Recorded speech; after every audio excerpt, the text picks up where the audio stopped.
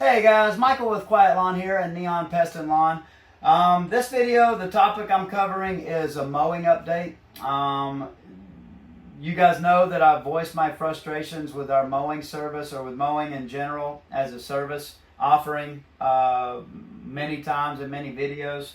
And my different frustrations and the pros and cons to mowing.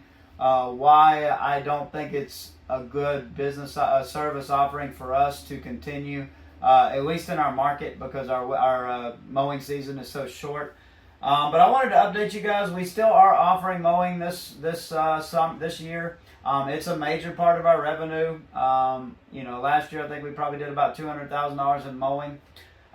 This year we have shrunk a little bit intentionally. Because I don't want to complicate that part of the business, and because our plan is to get rid of it. This year we'll probably do about $150,000 to $175,000 in mowing, but it's still an important part of our revenue, and I wanted to kind of update you guys on that. This year has been really tough for mowing. The last couple of years we've had consistent weather, more consistent weather than usual. This year has been tough. We had a really long drought at the beginning of the summer. And then after that, we had like 4 to 6 weeks of torrential downpour where it was raining 4, 5, 6 days a week.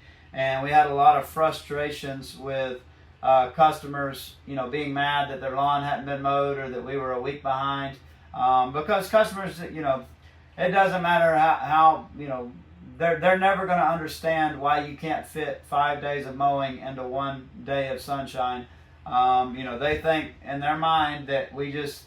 they're our only customer, and we just wait at the shop, and as soon as the sun pops out, we send our guys out there. All right, go to Mrs. Smith's house. Get out there and mow grass.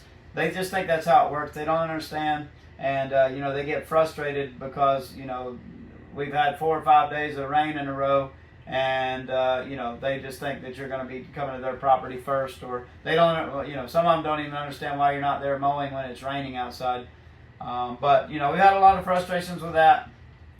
This year we've had a lot of equipment issues, more than I can remember in the past. And I think part of it's just a lack of good training on my part with our new team members. I think they're running the equipment too hard, and they've been burning up string trimmers, stuff like that. Part of it's negligence, just breaking stuff, running into stuff, being careless, and part of it's just the nature, of the business. Shit's gonna break. I've had to do a lot of repairs to mowers. I've had to replace several string trimmers that we typically get 2 or 3 years out of, but they've been burning up in a few months, and I think that's because the guys have just been running them wide open because they're used to gas equipment, and that's part of the learning curve with electric. Is they don't hear the sound, so they think it's not doing anything, so they rev it up as high as they can, and it ends up just burning up the motors. Like it would a gas engine if you're running a gas engine wide open the whole time you use it. So we've had a lot of issues with that. Equipment breaking, stuff getting broken on the trailers.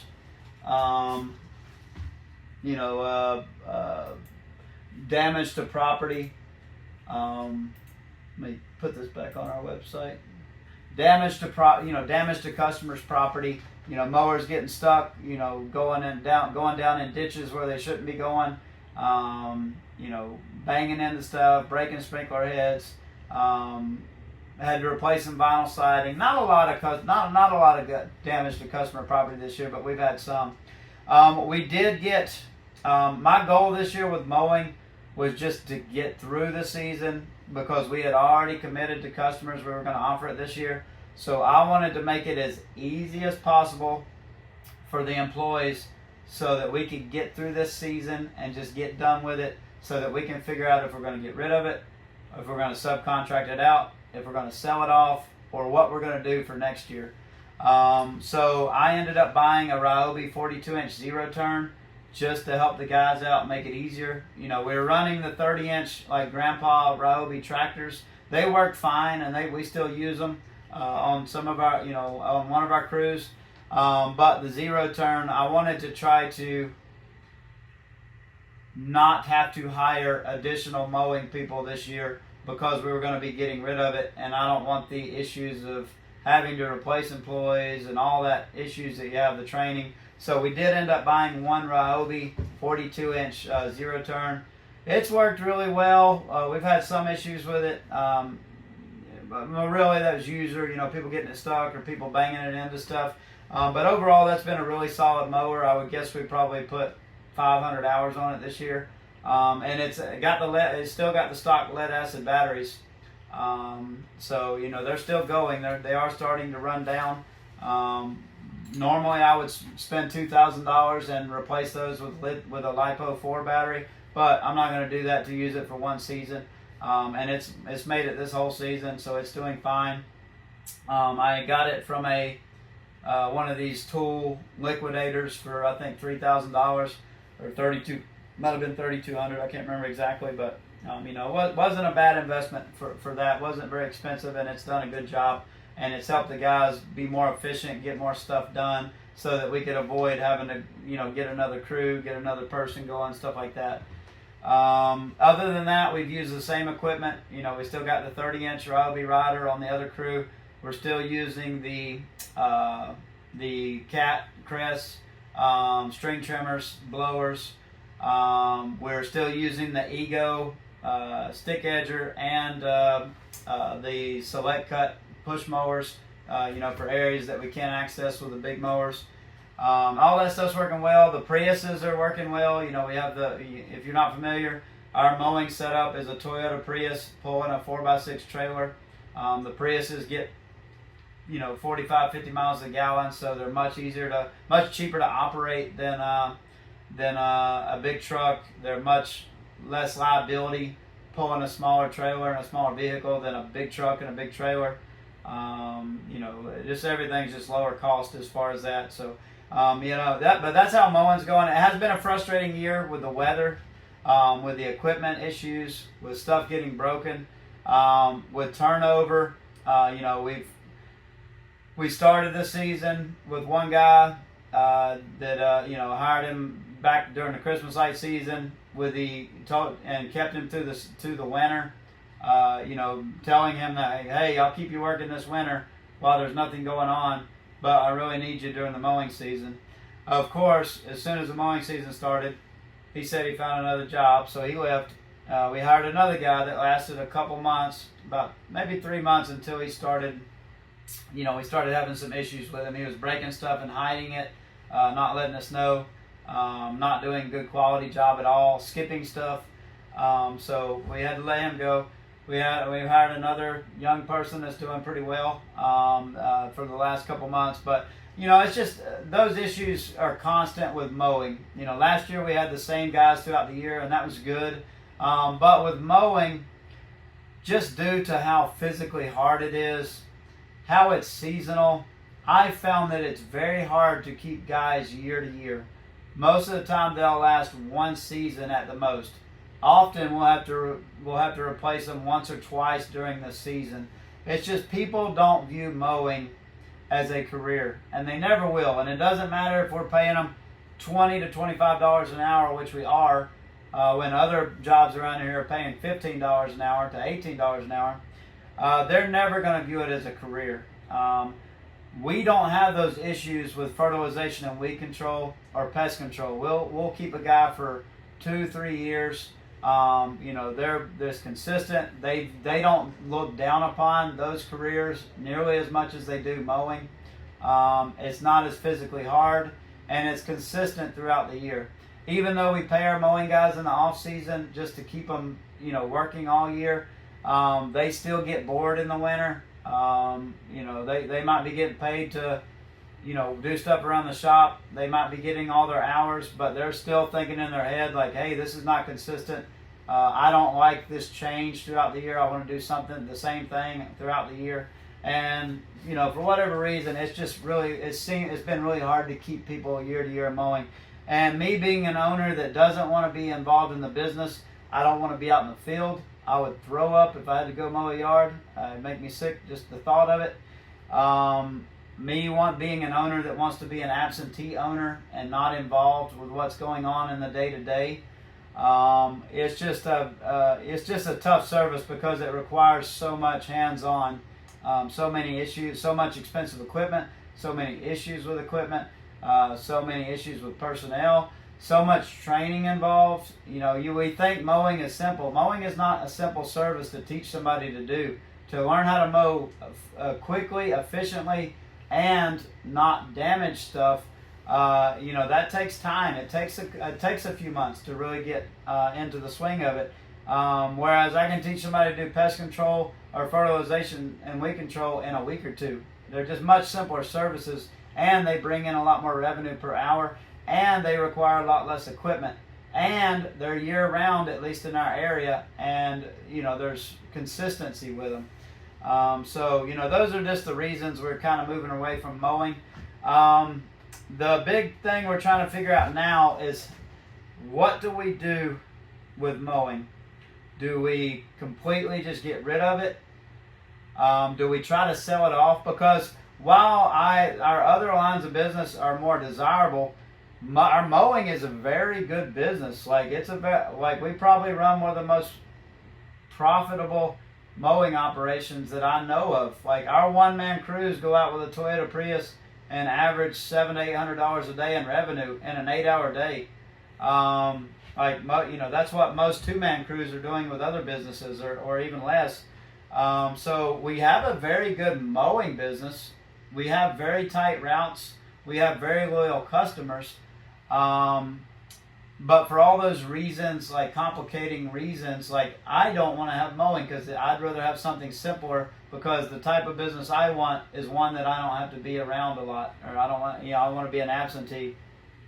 But it is a very desirable business if you're somebody that wants to work in the business, or there's a one-man or two-man, brothers or two partners that want to have a mowing business, because that's a really good business. They could have $175,000, $200,000 a year in revenue for a one crew. That's pretty damn good. But for all the complication, I would much rather have just somebody doing pest control, where I don't have all those issues, I don't have all those involvement, I don't have all those employee turnover. But that doesn't mean that the mowing side is not an undesirable side. I just see those other paths as a quicker way to get what I want, and easier and simpler for what I'm doing. So that's one thing. Do we sell it? Do we try to subcontract that work out? Because we spent a lot of years building very dense routes, very profitable routes, lots of customer loyalty. Do we try to subcontract that out and keep that, manage that in-house still? Because it's pretty simple to manage it. We just don't want to deal with all the equipment issues and the employee issues and all that stuff. But then you run into the risk of dealing with subcontractors. Are they going to be dependable? Are they going to do quality work? Is it going to be worth the headaches that we have to deal with? The other possibility, and this is a slim possibility, is do we keep mowing? But instead of trying to hire local people and keep them all year, which is just a big hassle, because they have to do Christmas, they have to do mowing during the summer, they have to do landscaping in the spring and mulch. They have to do Christmas lights in the fall. They have to do gutter cleaning in the early part of the year. And it's just such a complicated thing. It's very hard to find somebody that wants to do all that stuff and go through all those changes throughout the year. And like I said, we just have so much turnover. Do we want to explore the possibility of hiring seasonal workers, like H-2B workers from Mexico or anywhere in Central America that have experience? Bring them up here for 6 months. Let them do all the mowing, and then send them back. That would reduce our overhead greatly. Not having to keep people throughout the slow parts of the year. And we can plan for it. We know that they're only going to be there for the season. They only have to do one job. We know when they're going to be done. We don't have to figure out how to keep them busy. So that is a remote possibility. That's one we're looking at, though. Seasonal workers to do the mowing. Because the benefits to mowing, there are benefits. One of the biggest benefits is mowing is very easy to sell. Jonathan Potoshnik talked about this in one of his new videos, 5 for 50. But people buy when they experience pain. Pest control, when they see a bug, that's pain. They want that bug gone. They call somebody to take care of that pain point. That happens less often with pest control or fertilization and weed control or HVAC or plumbing, any of that stuff. It happens a lot less frequently than it does with grass and mowing. People experience pain every week or two when their grass is tall. Oh, my grass is tall. I need to get it cut. I need to call somebody. For that reason, mowing is just a much easier sell. Because people experience that pain more, people are reaching out for that service more. So, it's always going to be easier to sell a lot of mowing customers than it is pest control customers, because people just reach that pain point more frequently and they reach out more. So, there is an argument that our mowing, by selling mowing and keeping mowing, it will make it much easier to get those other lines of business with that mowing customer. And that's always a positive argument. Like Jonathan says, like some people have the mentality that you lose money on mowing and it's your loss leader to get to those other lines of business. It's kind of your gateway drug. Like he said, if you have mowing, you should only keep mowing if it's profitable for you and if it makes sense. Like, you shouldn't be doing mowing just for the sake of doing mowing because you've justified to yourself that it's going to get you these other lines of business. But if you're running a profitable mowing business like we are, although it has a lot of complications, that does give you a lot more opportunity to get in front of a customer with mowing and be able to sell the other stuff that you have than pest control or fertilization and weed control, which are typically slower to grow, take longer to get customers with that stuff, because they don't experience that pain as frequently of the issues that they're having that cause them to call somebody in the first place. So that's kind of the options we're looking at with mowing. Do we sell it? Do we just get rid of it, period? Do we hire seasonal workers? If I hired seasonal workers, and you guys are going to hate me for this, if I hired seasonal workers, the first thing I would do would be to brand Quiet Lawn's mowing operation under Neon Pest and Lawn, and I would go out and buy a gas stand-on mower, a 36. I'd keep the electric string trimmers and blowers, and I'd get a gas stand-on mower, because that's still the biggest weak link in electric equipment, is we don't have any good mowers options that are reasonably priced and that perform well. So if I can go out and buy, a $5,000 to $8,000 36-inch stand-on gas mower and run that and run it under the Neon brand, because Neon is not pigeonholed into being an all-electric business, that's what I will do next year to simplify that business so I don't have these issues and our mower can perform. I'd keep all the other stuff because the blowers and trimmers work great. The mowers, they do work, but it's just a pain in the butt, and you have more stuff to, we don't have. If I want to spend 15 or 20 grand on one that's like a mean green or more, you just can't make any money. So I'm stuck using like these Ryobis for like $3,000 that work great, but they have more problems because they're not built for heavy commercial use. But if I was going to keep the mowing and I have seasonal workers like H2B workers, I would bring it under the Neon name. I'd buy a gas mower. I'd keep everything else the same, and we would just have people come here for the summer to do the mowing and do that part. But that's kind of where we're at. I know I ramble a lot. If you have any feedback, I'd love to hear your comments below. I'd love to hear how your mowing is going. I'd love to hear what your thoughts are on mowing as far as the service offering. I'm not saying it's terrible everywhere. I'm not saying it's necessarily terrible for us. I just think we have better options where we are. But if you're in one of those markets where you're mowing, 30, 35 to 40 times a year, that is awesome. If you're in a market like mid to South Florida or parts of Texas where you can mow pretty much all year, that's amazing. We're not. On maximum, we're able to get about 20 to 25 cuts a year. It just doesn't. It's hard to have a business that you run year-round, 52 weeks a year, when you're only able to bring in revenue less than half that. And that's kind of why we are where we are with mowing and why we're moving away from it and looking at those other options. But love to hear your comments below. Hope you're all doing well. Have a great day.